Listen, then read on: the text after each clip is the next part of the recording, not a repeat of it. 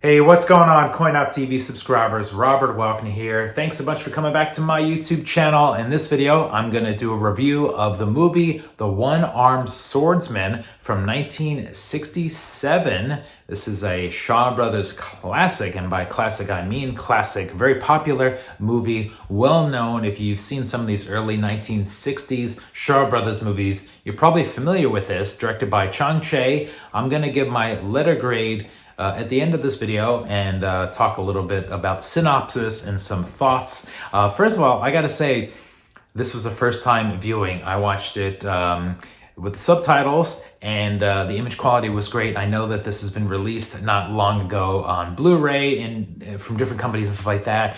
And it's just one of those movies that's kind of slipped through the cracks on me. I've always heard of it. I've never really been a Jimmy Wang Yu fan, you know, probably because I haven't really seen his classics, his early movies. I had seen sort of his later movies when you know, something kind of missed the mark for me when I was watching him. I always, I don't know, his physique, his demeanor, the way he carried himself, maybe some of the behind the scenes stuff didn't really jive with me. But now that I'm kind of rewatching a lot of these early 60s Shaw Brothers movies, I can see how he kind of really jumped out of the gate there and was a Shaw Brothers star and early celebrity and had screen presence, and I'm trying to track down and watch more of these movies. So let's talk a little bit more about The One Armed Swordsman, 1967, Chang Che.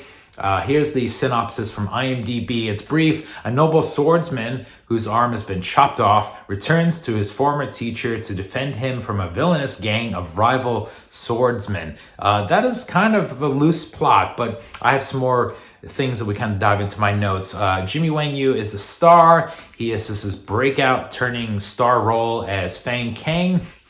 The first act is rather compelling, and it introduces Wang Yu, his teacher, the teacher's daughter, some of the other students that the teacher has there. We're introduced to jealousy, social class structure,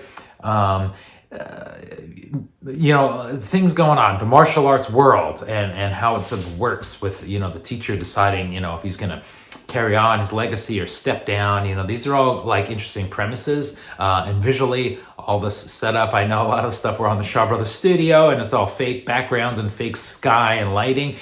That all turns me on when I'm watching these Shaw Brothers movies. There's some charm to them. And then we sort of, you know, get to the pretty early on how Wang Yu loses his arm, and a little bit of a betrayal or a jealousy or just greed or you know, madness, slight madness going through the heads there of why he loses the arm. But the middle of the story is when things kind of drag a little bit. We're introduced to various martial artists looking to become the successor for when the main teacher steps down. We're introduced to this new villain that uses these swords that have a little bit of a trap guard in there, so that when they're fighting somebody, they can trap the sword in there and close it, and then easily stab them. It's not very honorable. It's dishonorable. It doesn't really fit into the martial arts world, which is you know, kind of about sort of being forthright with your martial arts skill and your ability. And this is like a sneaky way to do this. And I was thinking while I was watching this that I had seen a movie recently. You'll have to let me know in the comments below if you watch this. There's something I saw recently from the 60s or 70s where there was a similar gag. I don't know if it was a Shaw Brothers movie, but they literally they had the same weapon where they grabbed the person's sword and they were to lock it in there. Or maybe it was like a tonfa that they use that tricked out and grabbed the sword. You'll have to let me know. I'm not sure if that was a Shaw Brothers movie or what, so I'm just, it's escaping me which one it was, but I feel like I saw that earlier this year.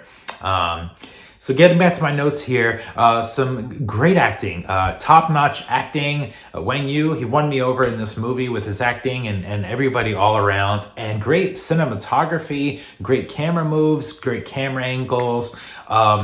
You know, there's some melodrama in here where characters are kind of looking off in the distance or staring at each other, and the music is kind of coming in, but you know, I was eating it up in there. But I would say that the movie felt like it was missing some polish when it came to the audio and music cues. There was a lot of times where somebody would sort of jump or something would happen and there would be like no sound effect. It was kind of silent. I felt like that seemed to be rushed.